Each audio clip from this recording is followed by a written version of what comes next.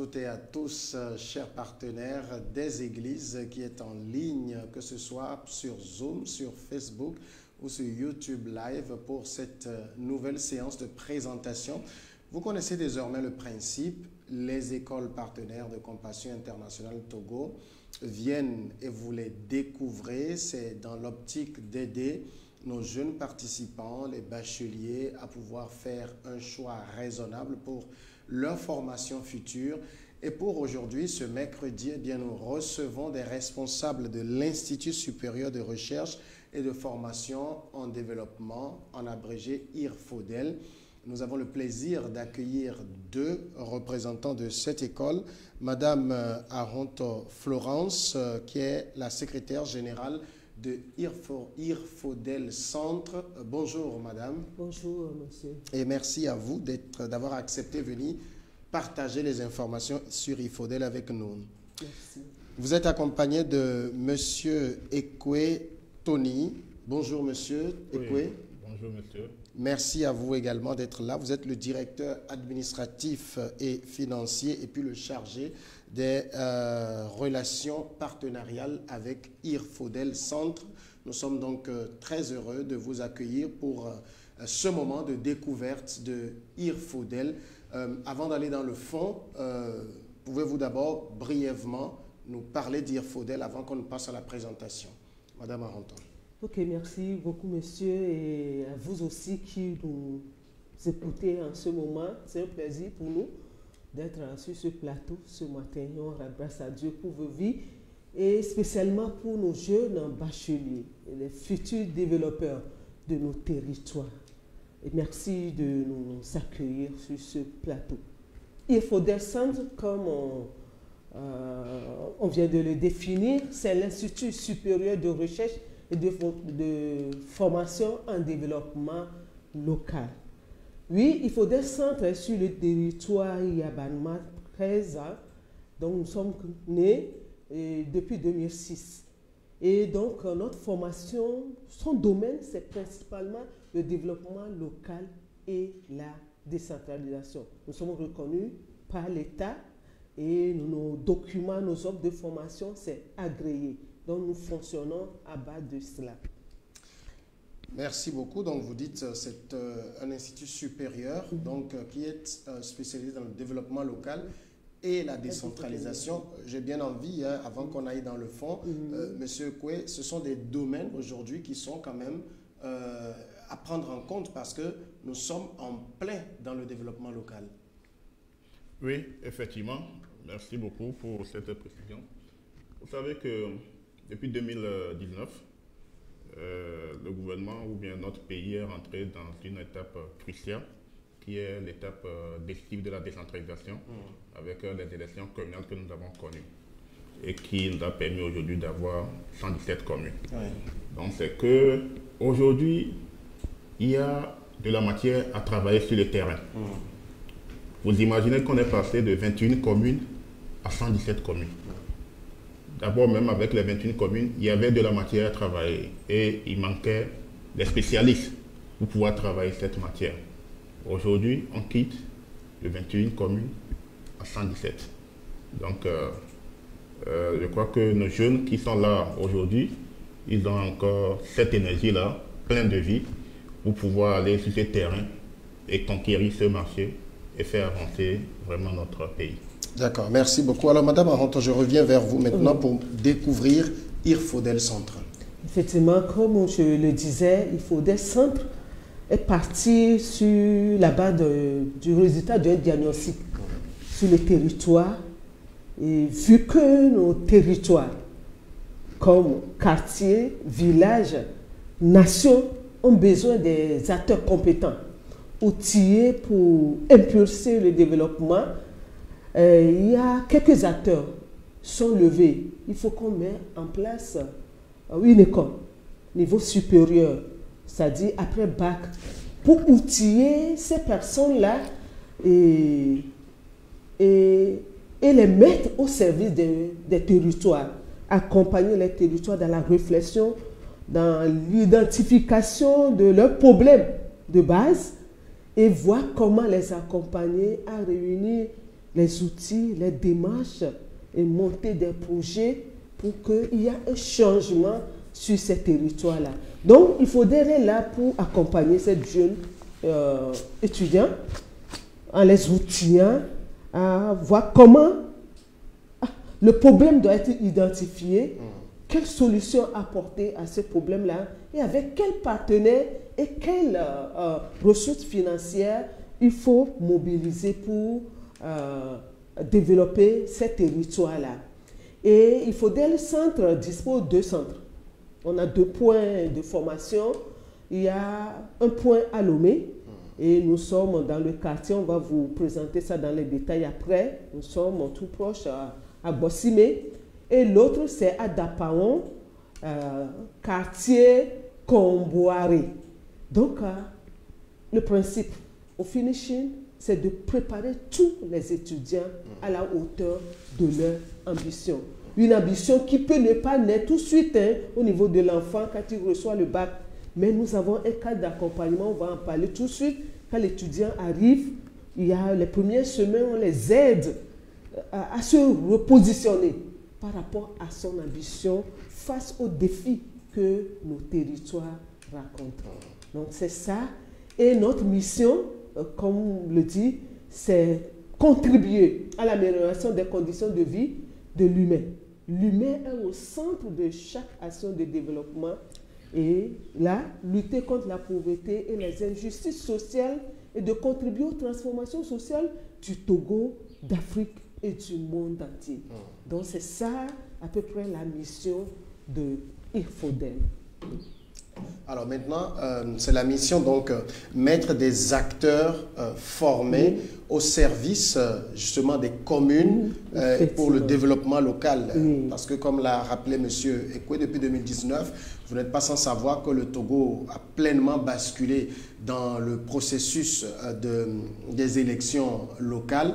D'abord, les premières élections municipales ont eu lieu. Tout dernièrement, on a eu les élections régionales. Donc aujourd'hui, on a les communes, on a les régions et tout cela aura besoin d'acteurs formés pour pouvoir relever les défis qui se posent aujourd'hui à ces communes. Et la jeunesse, ces nouveaux bacheliers qui sortent des écoles, justement, peuvent embrasser ce secteur-là. Maintenant, ça c'est globalement présenté. Dans le fond, quel est le contenu de la formation? Quelles sont les filières que IRFODEL propose à la jeunesse? Effectivement, nos filières, on a le BTS. C'est brevet d'études supérieures. 2 ans après votre bac, vous êtes déjà prêt pour être débarqué sur un territoire et impulser le développement. Donc, c'est le BTS animateur de développement local. Ça, l'examen national se passe déjà avec l'État. On a au niveau de la licence 4 licences.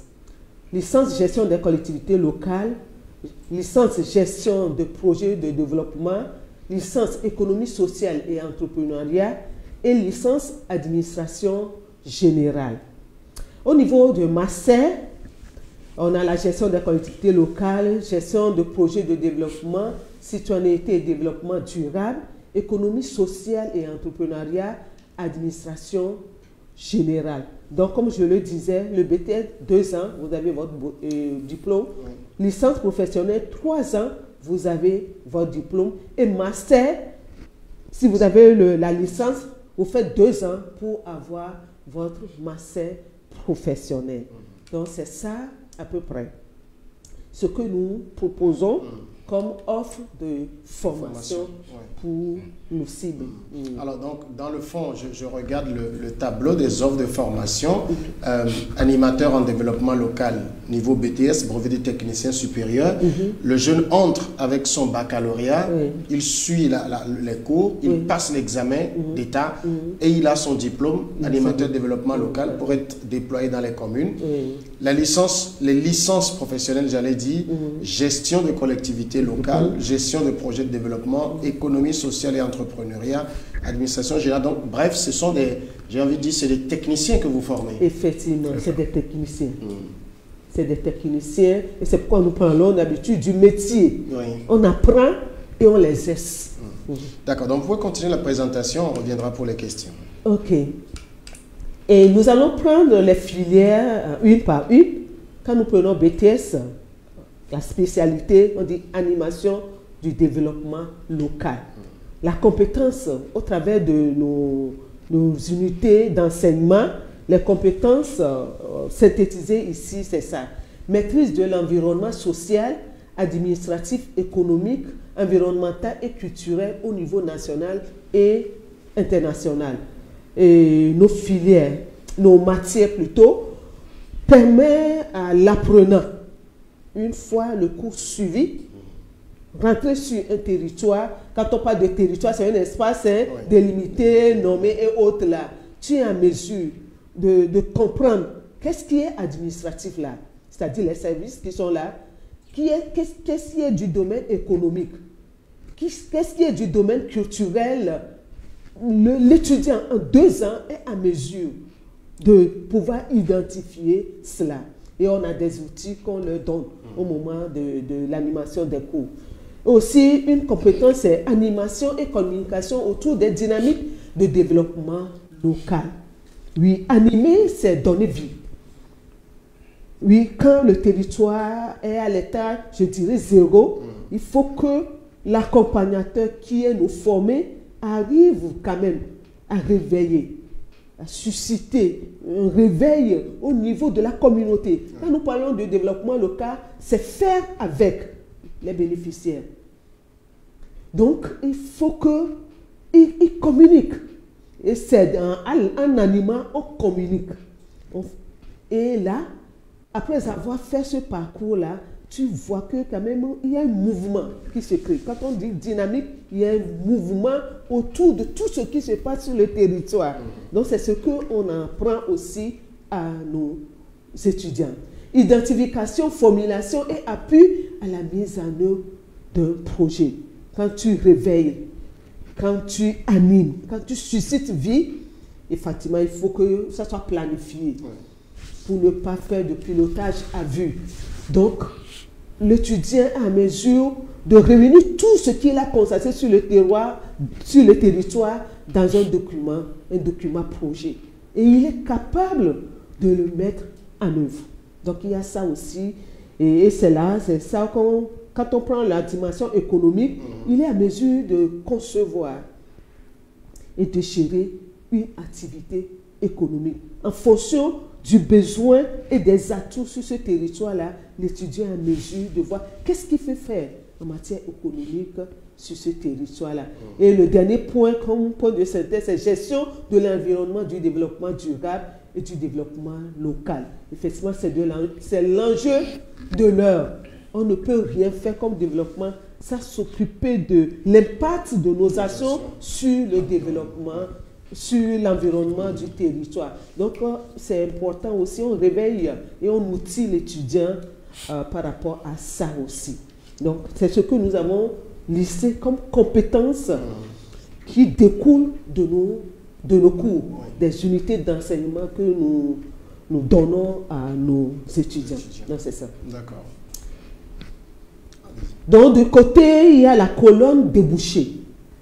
Effectivement, si tu peux diagnostiquer le problème de ton environnement, si tu peux produire un document de projet, si tu peux accompagner la mise en œuvre de ce projet, là, ton titre, ton étiquette, c'est quoi? Et c'est là que c'est ce que nous mettons dans débouché. Tu peux le mettre sur ton CV, dans ton CV. Je suis planificateur du développement local dans les collectivités territoriales. Tu peux te présenter dans une mairie comme ça, demandant du travail. Ton titre, c'est planificateur du développement local. Parce que tu es outillé par rapport à ça. Et tu es animateur des territoires. Et je l'avais dit tantôt, animer, c'est donner vie. Quand tu regardes, tu vois le mal, tu sauras comment faire pour que les organes de ce territoire-là reprennent vie. Et c'est ça qu'on donne à nos étudiants. Est-ce qu'il faut mobiliser des acteurs? Est-ce qu'il faut les mettre en groupe? Et dans quel secteur ce territoire-là peut être utile? Est-ce que c'est dans l'agriculture? Est-ce que c'est le commerce qui est plus utile ici? Quoi il faut faire? l'étudiant est à mesure de réveiller cela et voir comment mobiliser les autres partenaires autour de cette action-là pour donner vie à ce territoire-là. Donc, je suis animateur des territoires, comme titre que je peux mettre dans mon CV. Et au même moment, il est aussi agent d'appui au projet des ONG, associations et des organisations internationales. Parce que dans les offres de travail que les organisations lancent toujours, ils demandent ce profil-là. Oui. Et nous les formons pour cela. Quand il y a un projet qu'une ONG a mis en place, on les sollicite, ces animateurs-là, pour accompagner dans la mise en œuvre de ça. Donc, il est à mesure de travailler dans une ONG, association et organisation internationale et autres là. On va le voir après par rapport aux autres débouchés. Il est aussi, il peut s'autoproclamer responsable de programmes de citoyenneté et d'engagement communautaire. Dans nos unités d'enseignement, il y a le comportement de l'acteur qui compte. Donc, on a des unités d'enseignement qu'on enseigne à nos étudiants. En tant qu'accompagnateur, en tant qu'animateur, quel est ton profil sur le territoire? Et c'est là où on met citoyenneté, parce qu'il y a la responsabilité et le devoir du citoyen. Et nous devons apprendre ça aux communautés, aux populations. C'est pourquoi il peut aussi s'autoproclamer responsable de programmes de citoyenneté et d'engagement communautaire. Et en dernier lieu, la liste est exhaustive, mais c'est les principaux qu'on a mis ici. Il peut être conseiller technique et pédagogique des actions de développement local. Et là, auprès d'une ONG, d'une organisation, parce que nous constatons maintenant que les gens créent des associations. Ils ont envie de faire quelque chose pour leur pays, mais ils n'ont pas la matière, ils n'ont pas l'outil. L'étudiant, déjà 2 ans, peut être sollicité. Parce que responsable d'association pour lui montrer comment faire les choses. Parce que lui, il a appris. Lui, il a les outils pour donner conseil. Bon, c'est comme ça qu'on peut faire pour avoir un résultat, pour avoir un changement. Donc, il est conseil technique et pédagogique. Oui. Je voulais faire une précision par rapport à mes frères, sœurs. Nous parlons chaque temps de collectivité territoriale. Alors, je veux un peu expliquer cette expression pour qu'on puisse comprendre ce que nous sommes en train de dire. Tout à l'heure, nous avons parlé de la décentralisation dans notre pays. Et au niveau de la décentralisation, il y a plusieurs niveaux. Et chaque pays opte pour des dimensions données. Donc, au Togo, on a opté pour 2 niveaux de décentralisation. Comme on l'a dit tout à l'heure, le premier niveau, c'est ça qu'on avait connu en 2019, qui est la communalisation. Donc, le territoire est réparti en communes. Et nous avons 117 communes sur le territoire. Et récemment, on a connu le 2e niveau de la décentralisation, c'est-à-dire qu'on est en train d'aller vers une certaine complète décentralisation qui nous a amené aux élections régionales avec les régions. Alors, quand nous parlons du développement, il y a 2 choses. Il y a l'entité qui porte le développement sur le territoire. Qu'on est sur dans une commune, par exemple, il y a l'administration qui gère, qui est la mairie. Et c'est l'entité qui porte la politique de développement sur le territoire. Et à travers cette politique, il y a des programmes, des projets qui doivent être mis en œuvre. D'ailleurs, toutes les communes ont un plan de développement communal. C'est ça. En tout cas, toutes les communes doivent quand même en avoir. C'est vrai qu'aujourd'hui, bon, ça balbutie par endroits. Compte tenu des moyens, etc., certains en ont déjà, d'autres sont en train de le mettre en place. Donc, quand nous parlons de gestion des collectivités territoriales, en fait, on parle de quelqu'un qui va appuyer ces autorités-là dans la gestion des affaires communales, dans la gestion des actions de développement de la collectivité qui est la commune ou la région. Donc, soit ils sont directement sur le terrain pour travailler la communauté, ou soit c'est au niveau plus élevé de réflexion avec les politiques et sont comme ça là pour aller sur le territoire. Voilà un peu quelques éléments complémentaires que je voulais. Alors, Madame Aranto, avant que vous continuiez, donnez-moi cette précision. Là, nous sommes en train de découvrir la spécialité brevet de technicien supérieur en animation de développement local. Ça veut dire que l'étudiant qui s'inscrit en BTS, quand il sort, j'ai envie de dire, est-ce que ça veut dire qu'il sort avec ses compétences et peut aller vers ces débouchés-là, c'est ça? Effectivement, c'est ça. Il sort avec ces compétences-là, un étudiant assidu qui veut vraiment, les outils sont là, on transmet. Et on accompagne aussi à son assimilation et il est capable. Voilà. Ça, c'est quelques débouchés. Quelques débouchés, effectivement. Il y a d'autres. D'accord. Nous continuons de découvrir donc les filières. D'accord. Maintenant, nous sommes avec la licence gestion de projets de développement. Ça, c'est 3 ans. Et de première année, deuxième année à troisième année, les compétences qu'on transmet, c'est la gestion de cycle d'un projet.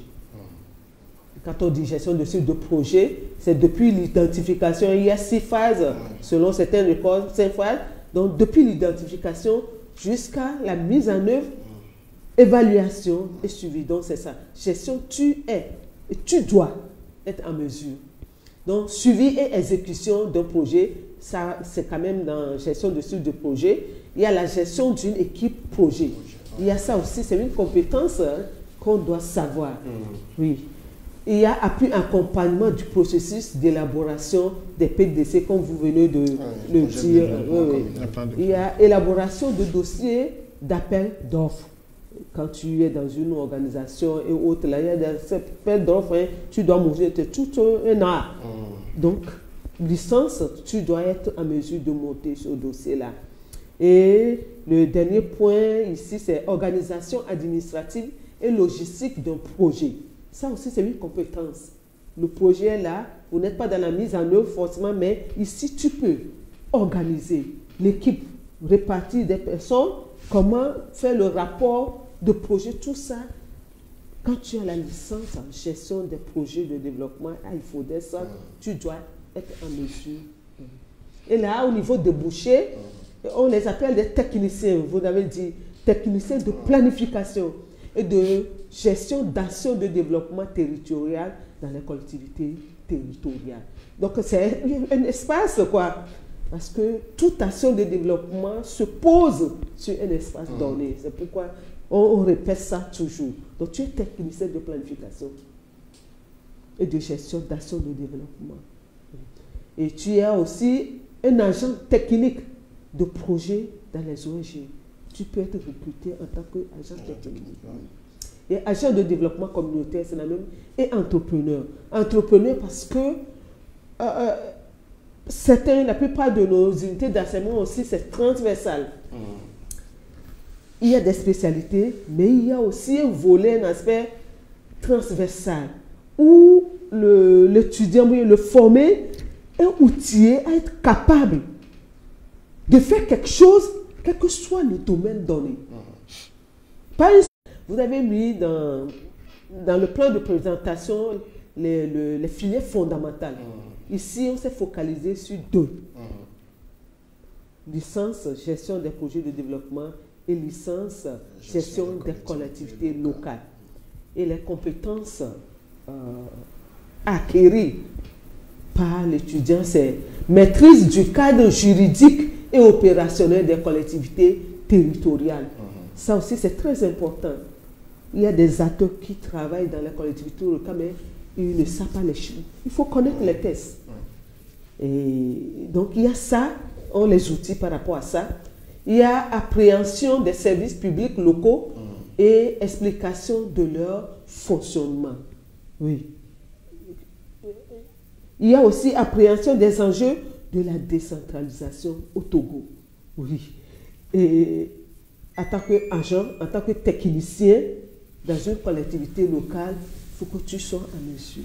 Quels sont les enjeux? Donc, on les prépare pour avoir cette position-là. D'identifier. Parce qu'il ne faut pas être là, mais il faut réfléchir. Quelle opportunité saisir? quelle est la menace sur laquelle on peut travailler. Donc il y a tout ça au travers des unités d'enseignement, l'étudiant est capable de faire d'arriver. Appréhender les notions de gouvernance locale, c'est ça, hein? Il y a ça, la tête qui doit fonctionner, la tête qui doit être la locomotive. Quelle compétence la tête doit, comment la tête doit jouer son rôle pour mobiliser, pour faire accompagner. Donc il y a ça aussi. Il y a assimilation des notions de politique publique. Il le faut, forcément. C'est un document stratégique, hein, dans lequel les actions d'une nation sont, donc ils le savent, de partenariat et de coopération. Il le faut, parce qu'on ne peut pas évoluer seul. Il faut des partenaires pour agir, ou bien pour travailler sur des projets, des actions. Il faut des coopérations à faire. Si tu ne peux pas avancer seul, il faut des gens. Et quel type de gens avec qui travailler pour avancer? Et comprendre aussi les notions liées à la comptabilité publique. Il faut ça aussi. Il n'est pas comptable comme spécialiste, mais il peut avoir un regard, il peut faire une lecture de la comptabilité dans une collectivité locale. Appui accompagnement du processus d'élaboration du PDC et PDL, comme on l'avait dit au niveau de GPD, il y a élaboration de dossiers d'appel d'offres et il y a identification et mobilisation de ressources d'une collectivité locale. Des fois, on a les richesses qui nous entourent, mais on ne sait pas comment faire avec, comment les mobiliser. Donc, informer de licence gestion des collectivités locales est à mesure, une fois débarqué sur un territoire, doit, quelles sont les ressources qui sont là, comment les mobiliser et autres. Et au niveau de débouchés, on a le profil administrateur des services généraux et logistiques. Parce qu'il y a des unités d'enseignement qui les préparent à ça. Il est technicien de planification et de gestion d'actions de développement territorial dans les collectivités locales. Il y a des postes comme ça dans les mairies. Après, le secrétaire général, c'est eux qui viennent. C'est eux qui planifient toute action, tout projet de développement passe par eux. Et il est en mesure d'être à ce poste-là. Il est aussi agent technique de projet dans les ONG, comme on l'avait dit de l'autre côté. Et il est aussi entrepreneur. Donc c'est ça, les débouchés et les compétences que nous avons réunies au niveau de licence gestion des collectivités locales. Dans cette présentation, nous sommes limités, particulièrement, il y a d'autres documents qui viendront par rapport au master, mais nous sommes limités à BTS et licence. Vu le groupe, notre groupe, c'est quoi? Les jeunes bacheliers, il ne faut pas trop les donner. Donner l'essentiel, ils commencent et ils verront la suite. L'envie viendra. Oui. Ah oui, donc c'est ça. Donc, alors, la licence, on les voit, vous avez licence en développement de projet et puis licence en gestion de collectivité locale. C'est dire que c'est un cran au-dessus du BTS. C'est ça. C'est bien ça. C'est ça. D'accord. Nous continuons. OK. Et là, nous tenons aussi à présenter cet aspect-là. Voilà. Faites bien de venir parce que ça fait partie des questions qui vont venir. OK. Ouais. OK, c'est la dimension pratique de notre formation. Oui. Vous voyez déjà, sur l'image, c'est nos étudiants. Ceux qui sont ici sont en année de licence. Actuellement, pas. Ils sont en train de finir. C'est un lieu de stage. Nous répétons toujours développement local, collectivité locale. C'est sur des espaces donnés que des actions se posent et qu'on sollicite des acteurs. Donc déjà, en première année, on accompagne, on amène nos étudiants à découvrir un espace donné, des réalités qui existent. Parce qu'on avait eu... Donc, on a 3 stages. Il y a le stage d'immersion en première année. Déjà, à l'arrivée, le premier cours vous prépare. Et vous sortez pour aller, on cible un territoire. Et d'habitude, hein, la plupart des cas, au moins 70%, on rentre dans un village. Les milieux ruraux sont aussi notre préoccupation.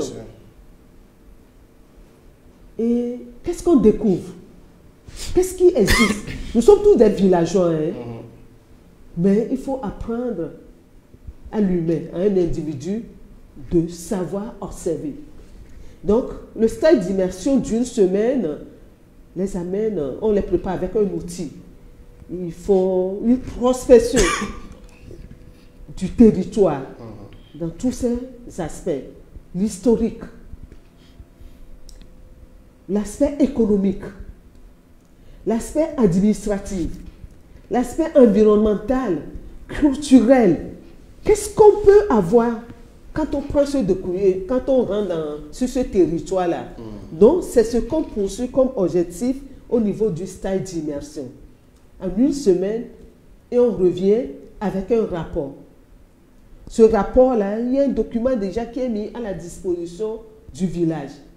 Et ils se retrouvent, le village commence par se retrouver même dans ce document. On leur dit toujours que c'est un document. Et quand un bailleur arrive maintenant, vous sortez ça, il n'a plus besoin de questionner tout. Tout est retracé là, grâce à une prospection qu'on a fait de ce territoire-là par les enfants. On les outille, on les répartit en petits groupes, ils font des enquêtes et ils produisent des rapports. Il y a une restitution qu'ils font auprès de la communauté, la chefferie et d'autres groupes, pour voir si ce qu'ils ont noté, c'est juste ou pas. Donc c'est une restitution à chaud, et la communauté les aide à rectifier ça. Vous n'avez pas bien dit ça, et on produit un rapport de stage d'immersion. Le stage de diagnostic, c'est en deuxième année. Et là, c'est une dimension un peu plus approfondie du stage d'immersion. Et sur le même territoire, on va dans le même endroit pour approfondir maintenant avec les outils de diagnostic. Diagramme de veine, par exemple, et l'historique, le profil, le transect. Et là, on rentre même sur la dimension terre. Quand on prend l'aspect économique, agriculture, la terre là, quels sont les éléments de cette terre là? Quelle est la richesse de cette terre là? C'est pauvre pour l'agriculture, bien c'est riche pour l'agriculture. Au moment de diagnostic, on approfondit ça.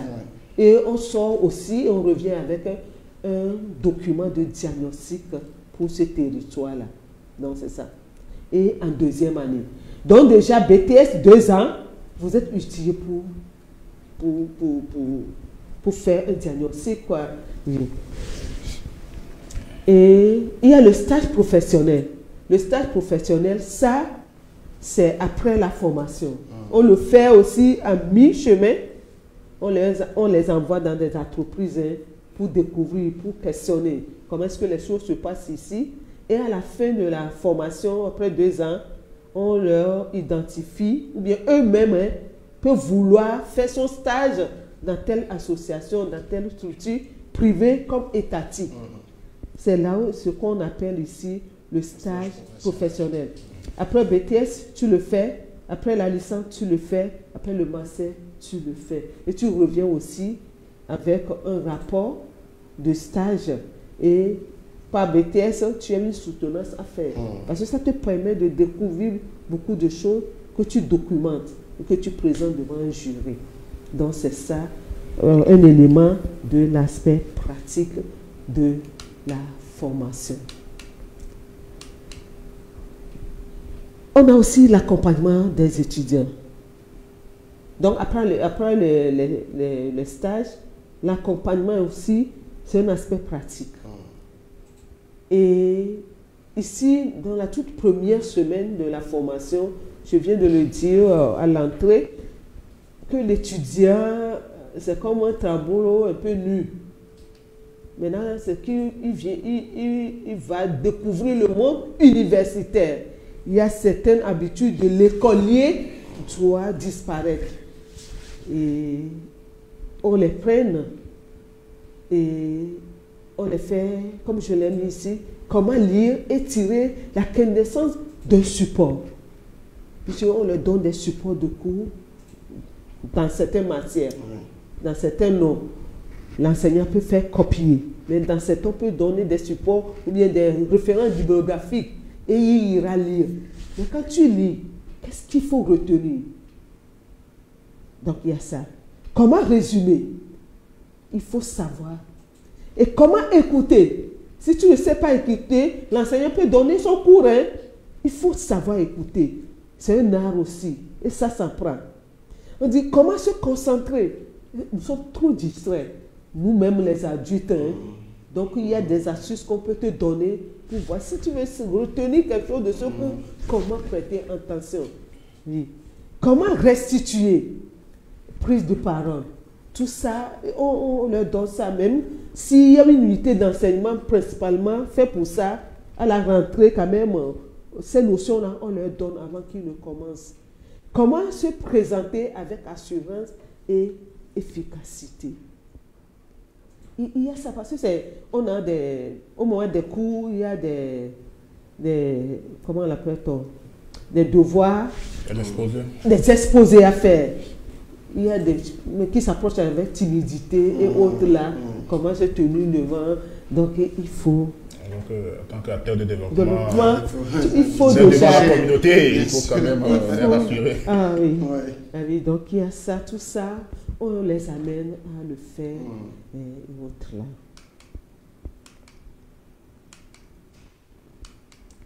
Un élément aussi de l'accompagnement, c'est au moment du stage.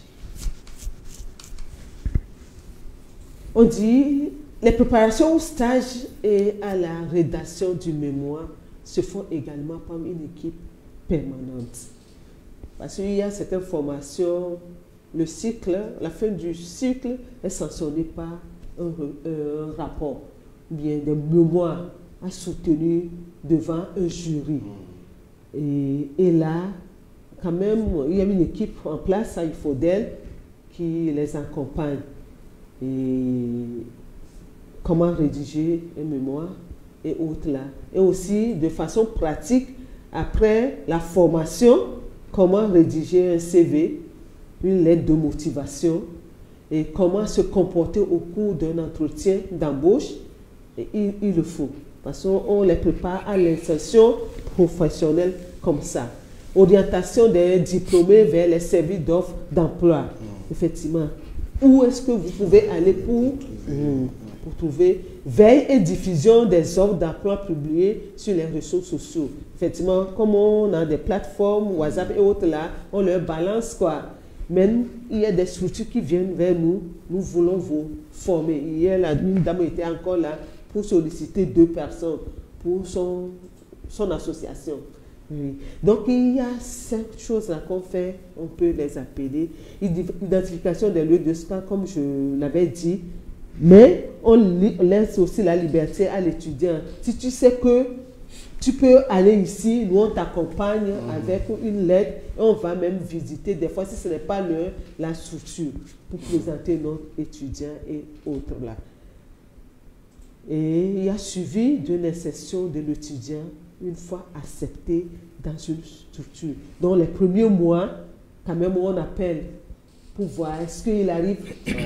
Et toi-même, en tant qu'étudiant, si tu as des difficultés à gérer le dossier qu'on t'a donné, donc on est disponible pour les accompagner quoi, au début de leur emploi. Donc c'est ça ce que nous mettons dans l'accompagnement ou bien dans la phase pratique de notre formation. Donc c'est ça.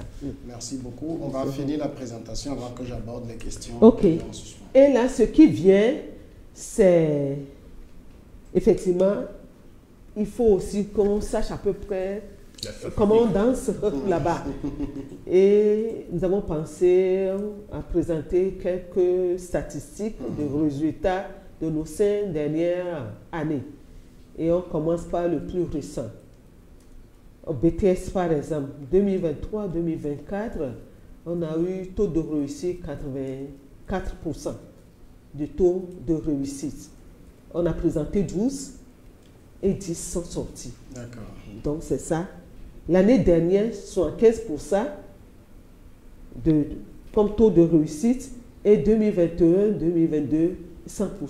Ils sont sortis. C'est un examen qui est organisé par l'État, Bien sûr. mais quand même, donc c'est déjà quelque chose. Et l'année qui vient, avant 2021-2022, 85%. Donc, à peu près de façon globale, quand même, ils s'en sortent. Ouais, Ils s'en sortent. Et au niveau, dans la colonne, taux d'insertion professionnelle, effectivement, comme il vient nouvellement de sortir, on n'a rien là-bas. Au moins 48% ont trouvé quelque chose à faire. Et là, en 2021-2022, 60%, 2020-2020, on fait des suivis. Oui, c'est ce que j'allais dire. Et c'est ça qui nous permet D'avoir les statistiques, de noter ça au fur et à mesure, parce qu'il faut qu'on sache aussi ce qu'ils sont devenus. Et autres là. Donc, parmi ces lots-là, il y a des gens qui sont dans le public, dans le privé, il y a des gens qui travaillent dans leur propre compte, comme je l'avais dit. Donc, c'est ce qu'on peut dire au niveau de BTS. Au niveau de la licence, non. Au niveau de la licence, taux de réussite, c'est ça, la licence, effectivement, pour le moment, ils font des évaluations en salle et après des examens. Et c'est ce que, comme nous sommes dans le système LMD maintenant, il y a des gens qui reviennent après pour terminer et voilà. autres là. Mais quand même, on essaie de faire, parce que ce qui importe pour nous, c'est la connaissance. Ce n'est pas les notes. Donc le système d'évaluation, c'est voir ce que j'ai transmis comme message, c'est saisi, c'est compris. Donc c'est le taux de réussite qu'on a enregistré durant les 5 années. Et au niveau du taux d'insertion professionnelle, vous voyez de 45 à 72. Et là aussi, c'est sur plusieurs fronts et autres là. Et encore parmi ceux-là, il y a des gens qui travaillent déjà avant de venir renforcer leur capacité en licence. Et ils retournent dans leur structure. Donc nous avons aussi comptabilisé ça à ce niveau. Donc c'est ça. Au niveau de master, effectivement, je n'ai pas parlé de ça. Commençons par le début, avec les tout petits d'abord, avant de vouloir... Quelques secteurs d'activité dans lesquels les diplômés de IFODER travaillent déjà. On avait donné quelques statistiques. Où est-ce qu'on peut les trouver? Dans des associations. On a cité seulement 2 ici. Et mi-voison. Et ça même, c'est une association créée par un de nos formés. D'accord. Présentement, ils sont là. Il y a 2. On les sollicite pour des stages temporaires. Mais il y a 2 qui sont en stage, ils ont promis qu'ils vont retenir au moins 1. Donc, il y a ça dedans. Mais ils ont dépassé le temps de stage, hein, mais ils continuent à travailler toujours. Donc, il y a ça. Il y a Ecopav aussi, Togo, on peut les trouver. Les ONG, Compassion Internationale, il y a nos produits qui sont là, hein, qui travaillent avec vous. Et autres là. Au CDI, il y a une dame qui est là-bas, qu'on a ciblée. Il y a Gretz. Gretz, ils sont dans... Gretz comme emploi, ils sont dans la gestion des déchets. Oui, ils sont là. Au RESCA, il y a DES, Réseau de femmes et de développement. Refait, c'est Refait qui est passé, la dame qui est encore passée hier pour prendre Afrique Santé du 3e âge et longévité. Donc, ils sont là-bas. On peut les retrouver là-bas. Ils sont des coordonnateurs de projets aussi. Et là, c'est au niveau Massé Plus. Nous formés, ils sont dans les communes, à Guanivé 3, Goff 1, La 4, Tanjouare 2, Tone 1 et Vaposito, ils sont là-bas, ils travaillent. Oui. Des cabinets d'études, et Padissa, Afset, et SASU, ça aussi, oui. Et autres là, on les retrouve là-bas. Ça, on les met pour que si vous allez là-bas, les santé, vous pouvez les retrouver et voilà. Il y a aussi 2. Une dame et un monsieur qui travaillent au niveau de la fêtière des communes du Togo. Donc c'est ça. D'accord. Ça aussi, c'est toujours... Ah oui, Voilà. c'est un ami que oui. Même à OTR, on les retrouve, hein, parce qu'il Oui. y a des projets aussi au niveau Effectivement. de l'OTR. Il y a le volet social qui est les conditions d'inscription. Effectivement, comme on l'avait dit, bac toute série. Et tout autre diplôme équivalent et qu'on peut faire l'étude de cas et autres. Là. Et pour la licence 1, il faut valider 120 crédits avant de commencer la licence 3. Donc c'est ça. Et le master, c'est 180 crédits. Tout ça, la première semaine, le système LMD, on nous explique ça à l'étudiant, de comprendre de quoi il s'agit, qu'est-ce qui est crédit, combien d'heures on a dans un crédit, tout ça, le dossier. Le dossier, bon, tout ça, il y a ça, c'est, oui. Voilà. Pour fournir un dossier De façon standard, hein, d'inscription, dans toutes les écoles. Hein. donc c'est ce qu'on a Donc, dans ça et autres là. Maintenant, les frais de formation et modalités de paiement. Nous avons pris licence ici comme première année, deuxième année, troisième année. Donc, quelqu'un qui nous écoute, peut considérer, qui veut faire BTS, peut considérer seulement première année, deuxième année. Oui, donc c'est ça. L'inscription, c'est 25 000, première année. Deuxième année, nous avons mis inscription 5 000, parce qu'il y a des fois des gens qui disparaissent. Il faut que tu reviennes, tu te signales, confirmé. Donc, c'est confirmation d'inscription. Et troisième année, c'est 350 000. Non. Et pour l'inscription, c'est 30 000. Oui.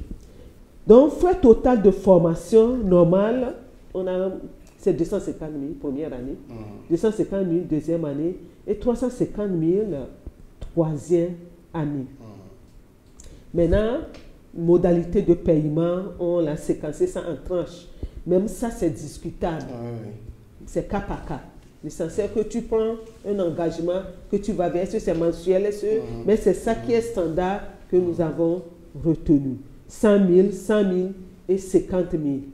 Donc, pour première année, deuxième année. Mais pour troisième année, 150 000 à l'inscription. Effectivement, quand vous venez à l'inscription, normalement, vous devez. Mais ça aussi, c'est à discuter, cas par cas.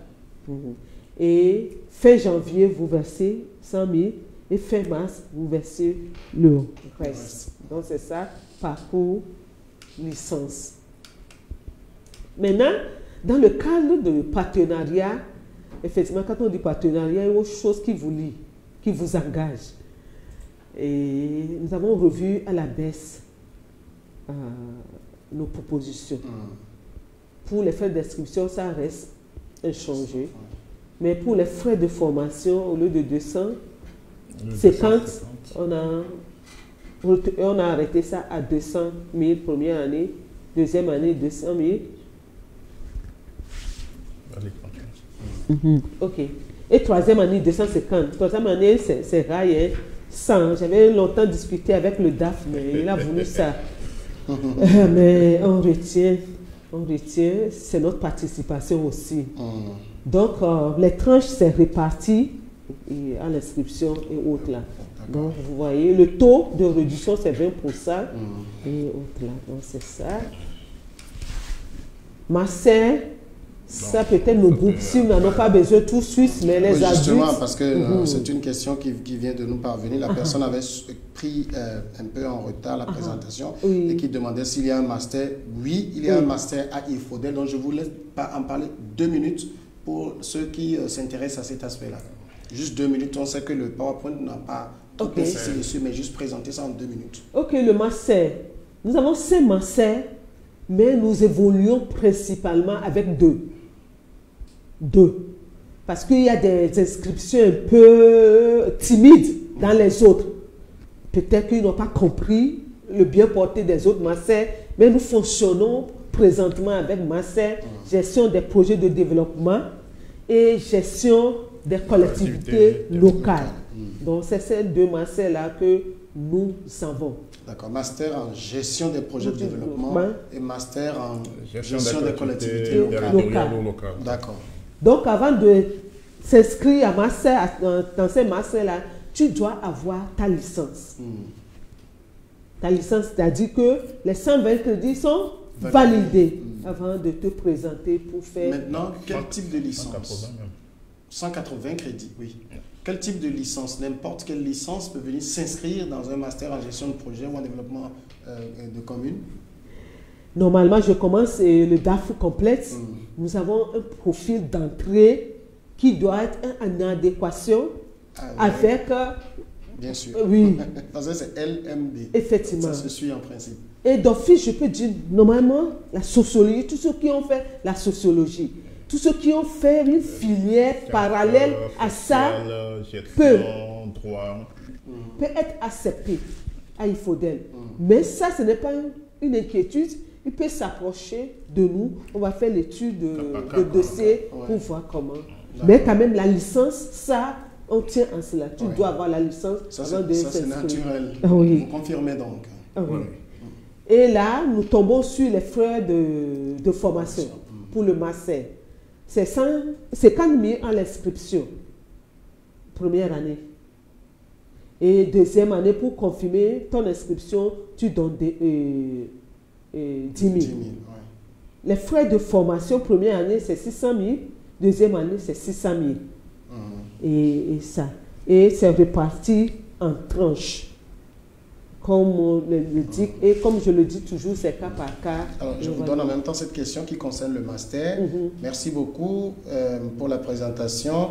Est-ce que la licence en géographie peut être éligible pour faire le master en gestion de projet de développement? Licence en géographie, master en gestion de projet de développement. Normalement. C'est une science sociale. Une science sociale et en géographie, ils sont dans les notions de projet. D'accord. Ah oui. Donc, TG 819, la réponse est oui, puisque la géographie est une science sociale. Et donc, un master en gestion de projet de développement, on peut le faire à IRFODEL. Continuez. Continuez, d'accord. Donc, c'est ça, vous voyez au niveau à partir de colonne, 3e, 4e colonne, c'est ce qu'on a revu à la baisse. Vous voyez que c'est trop, c'est quand même la marge, n'est-ce pas? Ok, donc c'est ça. D'accord. Oui.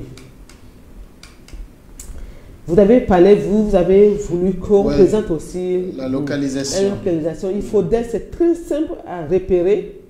Et quand nous prenons la route de Palimé, qui mène à Palimé, arriver à Todman, il y a le boulevard de Kara. C'est fait en pavé.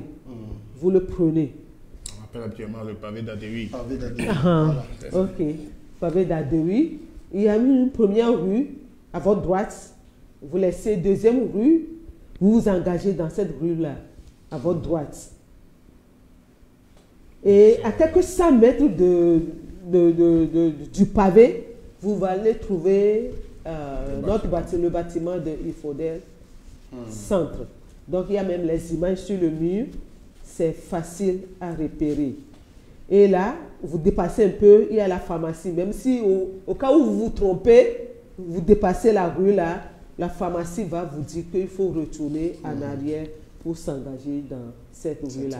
Donc, le numéro de téléphone, c'est ce qu'on a mis là-bas.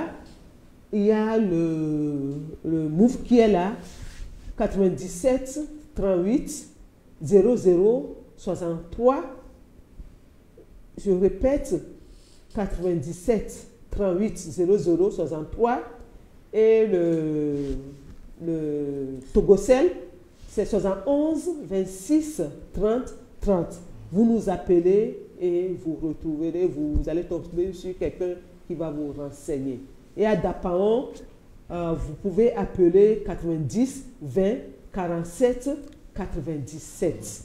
Oui, on a notre site web, vous pouvez consulter. Justement, quelqu'un avait posé la question sur le site web, c'est www.irfodel.com. Je l'ai mis aussi dans le Zoom pour ceux qui veulent visiter le site. Alors, avant que vous continuez, je vais vous poser aussi cette autre question. Ça concerne les cours. Est-ce possible de faire des cours à distance? Oui, je dis oui, c'est possible. Cette année même, nous sommes en train de le faire, mais de façon un peu mixte. Des fois, il faut une présentielle. Ouais. Des fois, il faut le mixte. Donc, le mixte, en totalité, c'est possible aussi. On va voir comment rapprocher certains. On peut se déplacer vers, on verra le mécanisme. Sinon, le cours, c'est oui. D'accord. Donc, c'est ça. Et je crois que c'est la situation géographique et c'est le principal de notre présentation. Les autres, c'est juste pour montrer comment nous ne travaillons pas seuls. Nous travaillons en partenariat avec d'autres instituts. Il y a le Profadel. Le Profadel, c'est comme IFODEL. C'est un réseau aussi international de centres de formation, d'enseignement supérieur et de recherche en développement local. Et donc, on travaille ensemble, on échange des formateurs. Ils viennent aussi en appui par rapport à d'autres formations parallèles aux formateurs. Donc, c'est ça. Il y a aussi, donc, dans Provadel, on a CEDEL. Le CEDEL qui est en France, il y a CERS qui est au Maroc, il y a FFF, Malagasy, Mohamed, c'est au Madagascar, il y a aussi Escuela au Pérou, et il y a des TAC au Mali. Donc, ils ont des centres de formation comme nous. Et donc, l'avantage, c'est que quand vous faites, vous voulez aller là-bas, ou bien faites stage, le dossier sera accepté et autres là. Donc, c'est ça. D'accord. Autre partenariat qui nous appuie un peu financièrement, c'est le PPLM, Pain pour le Monde, qui est en Allemagne. Ils sont aussi dans un domaine chrétien. C'est une organisation protestante qui appuie cela. Au niveau national, CEPES. CEPES, c'est le Conseil des établissements privés d'enseignement supérieur. Nous sommes pour des réflexions par rapport à certaines démarches auprès du ministère. Donc, il y a ça et autres là. Ensemble, effectivement, pour finir, je dirais que la formation en développement local, gestion des collectivités, gestion des projets de développement, vous prépare professionnellement à jouer un rôle clé dans la transformation et l'amélioration des communautés locales. Oui, du mal-être au bien-être. C'est ce que nous poursuivons. Et ensemble, construisons un environnement où chaque idée compte et chaque action compte encore plus. Donc, comme ça, nous profitons, nous ne sommes pas en retard, nous félicitons toujours nos nouveaux bacheliers. C'est une grâce. Le bac a été un peu dur, mais ils s'en ont sortis. Nous disons merci à Dieu pour cela. Et notre porte, la porte de IFODEL, le centre, est grandement ouverte pour eux. Oui, ils ne seront pas déçus. Merci à vous de nous avoir suivis. Merci beaucoup, Madame, pour la présentation de IFODEL. Madame Aronto, pour toutes les explications que vous avez données. Peut-être encore quelques questions pour poursuivre. Vous avez fait la présentation, vous avez aussi beaucoup insisté sur l'aspect visite de terrain et tout cela. Mais il y a un aspect qui n'est pas peut-être ressorti parce que toute la présentation était en lien avec le développement communal, le développement local. Est-ce qu'aujourd'hui, lorsque quelqu'un vient s'inscrire à IFODEL, en termes de visites d'entreprise, de visites de terrain, est-ce que vos étudiants vont découvrir la vie à l'intérieur même des communes, c'est-à-dire des mairies, je veux dire? Est-ce que cet aspect-là, parce que ce n'est pas trop ressorti, Monsieur Koué? Merci. En fait, je vais retourner un peu en arrière par rapport à cet aspect. Vous savez, IFODEL, on n'a pas attendu la décentralisation avant de venir. On est créé en 2006. C'est-à-dire qu'en 2006, quand on parlait de la décentralisation à quelqu'un, on s'est dit, écoutez, vous, c'est peut-être la folie qui est en train de vous déranger quelque part. Donc ça dit que ce terrain, nous le connaissons, nous le maîtrisons. Et nous savons ce qu'on a besoin sur ce terrain. Tout à l'heure, on a parlé de nos offres. Quand je prends l'animateur BTS de développement local, c'est une offre de IFODEL. Ça n'existait pas dans aucun programme au Togo. C'est IFODEL qui a conçu et qui a mené ça. Et le ministère a validé. C'est vrai qu'aujourd'hui, il y a d'autres écoles qui le font, mais c'est notre produit, en fait. Ouais. Quand nous prenons la gestion des collectivités locales, on est aussi l'institut qui a démarré ça premièrement au Togo, en 2013. En 2013, personne ne connaissait pas encore la décentralisation, mais nous, on avait déjà cette anticipation. Parce qu'on savait, dans tous les cas, c'est un mode de gestion qui est presque imposé à toutes les nations. Tôt ou tard, on va en arriver. Donc, il y avait cette anticipation-là. Donc, on n'avait pas attendu après 2019 avant de se lancer dedans. On le faisait depuis. Et c'est un programme que nous avons conçu et que nous essayons de réadapter à chaque fois aux réalités du territoire. Aux réalités du territoire parce que on n'est pas seulement en salle, on est aussi sur le terrain. On fait l'élaboration des plans de développement des communes nous-mêmes en tant qu'institut. On a un cabinet qui le fait. D'accord. On accompagne déjà les communes. Donc on n'est pas seulement en salle. Quand on dit on fait outils et on va l'expérimenter, c'est ça. Il y a des trucs que déjà nous-mêmes en tant qu'experts, on est en train d'utiliser sur le terrain. Et c'est ça qu'on amène aux étudiants. Il y a des choses que nous testons déjà sur le terrain. C'est quand ça porte que nous amenons ça à nos apprenants, nous disant oui, ça là, ça marche sur le terrain. Prenez ça et vous allez gagner sur le terrain. Ouais. On a parlé de 3 types de stages. Ce ne sont pas des stages qui se font après la formation. Nous disons que nous formons des professionnels. Mais vous sortez professionnel. Ce n'est pas après que vous devenez professionnel. Non. Après, vous renforcez votre professionnalisme. Mais à la sortie, vous êtes déjà professionnel. Et employable. Et employable. C'est ça. Donc, les 3 types de stages qu'on vient de voir, c'est au cours de votre formation. Pour ceux de BTS, vous faites les 3 stages-là avant d'aller à l'examen. Et maintenant, après l'examen, vous pouvez encore faire d'autres stages pour renforcer votre professionnalisme. Maintenant, au-delà de ça, de façon générale, il y a des cours, des unités d'enseignement même qui vous amènent déjà en entreprise pour aller voir certaines réalités. Je donne un exemple qui forcément ne va pas en entreprise, mais qui vous amène, vous en tant qu'étudiant, à faire un cas d'entreprise chez vous. Quand on dit tout à l'heure que les gens peuvent devenir entrepreneurs, il y a un cours, une unité d'enseignement que nous faisons sur le montage des dossiers, comment on l'appelle, activité économique. Voilà, création et gestion des activités économiques ou des activités de revenus. Comment vous montez le plan d'affaires. On vous apprend ça, mais à la fin, il faut qu'à la fin du cours, 2 ou 3 étudiants qui forment un groupe ou individuellement, vous sortez un plan d'affaires lié à une activité donnée. Et il y a des cours qui vous amènent à aller visiter une mairie de commune pour voir, par exemple, on parle de secrétaire général d'une commune. Qu'est-ce qu'un secrétaire général d'une commune fait? On dit, vous devenez un agent technique dans une commune. Un agent technique de commune, il est amené à faire quoi? On vous le dit. Mais il arrive des cours qui vous amènent à aller dans la commune et voir concrètement ce que cet agent fait. Quand on dit stage en milieu professionnel avant d'aller à l'examen, vous allez dans une commune, dans une organisation, vivre les réalités. Avant d'aller à l'examen, vous avez reçu un bagage théorique ou mi-théorique, mi-pratique, mais vous passez 2 mois en stage dans une organisation, que ce soit commune, ONG, association, avant maintenant d'aller à l'examen. Et après l'examen, il y a l'accompagnement qui suit toujours pour permettre de gagner encore d'autres stages pour pouvoir renforcer votre niveau de professionnalisme.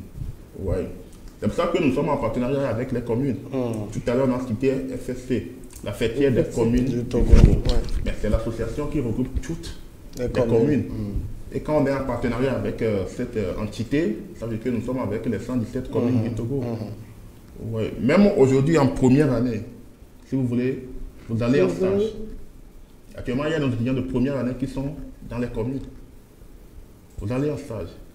Maintenant, pour la deuxième année, c'est obligatoire. Il n'y a pas de choix. C'est une unité d'enseignement comme anglais, français, c'est comme ça.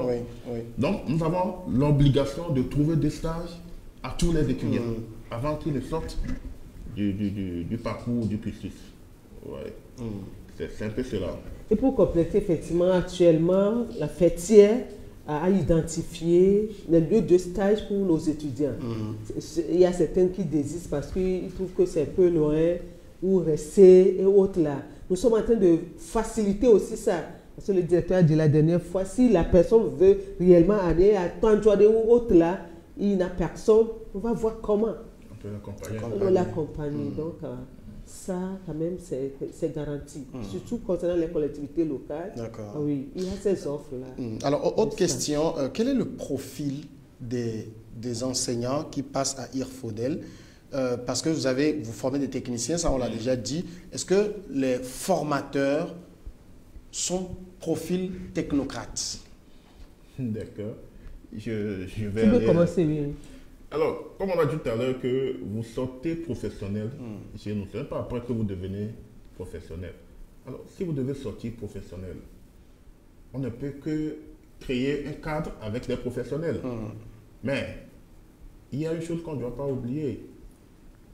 Et pour être professionnel, il y a deux choses. Il y a la théorie et il y a la pratique. Donc, le corps professionnel n'est pas formé que de professionnels. Ouais. Non.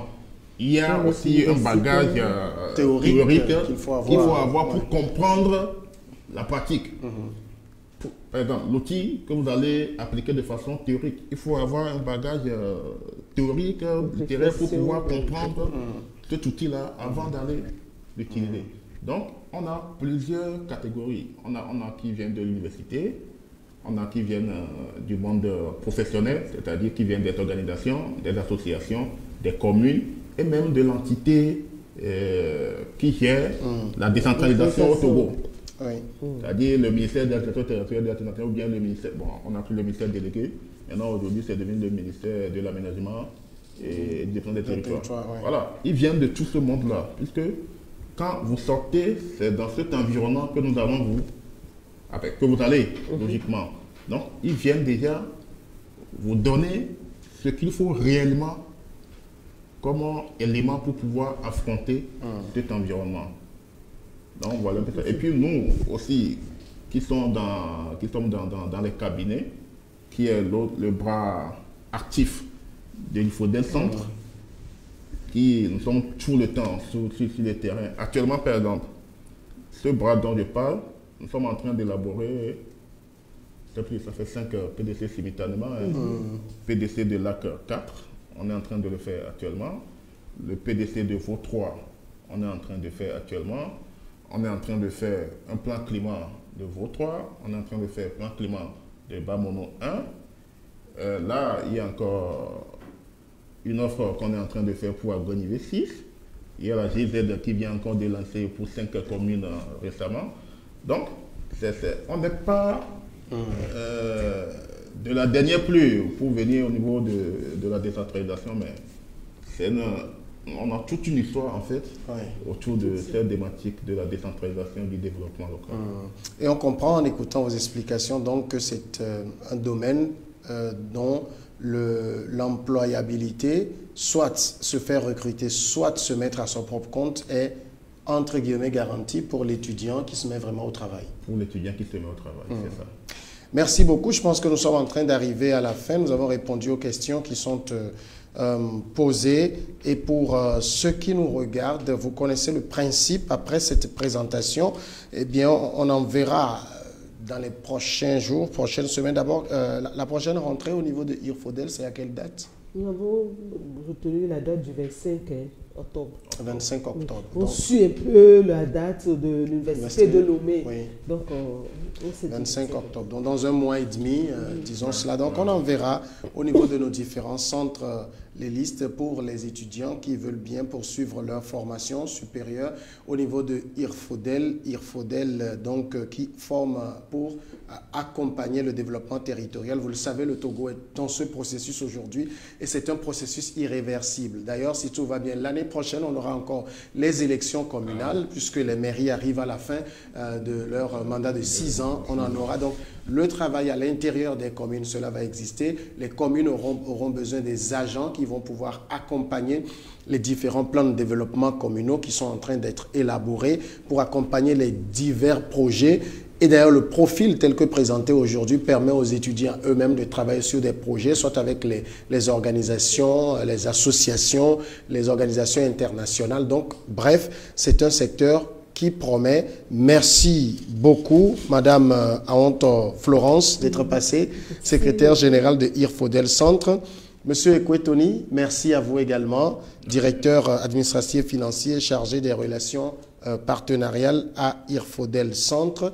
Merci à toutes et à tous d'être restés avec nous dans cette émission qui est enregistrée à retrouver donc sur nos plateformes pour de plus amples informations. Les contacts de l'école ont été donnés. Vous pourrez les contacter déjà pour l'accompagnement. Le partenariat avec Compassion Internationale qui permet aujourd'hui à tous les étudiants provenant donc du programme Compassion d'avoir ces réductions qui ont été présentées également.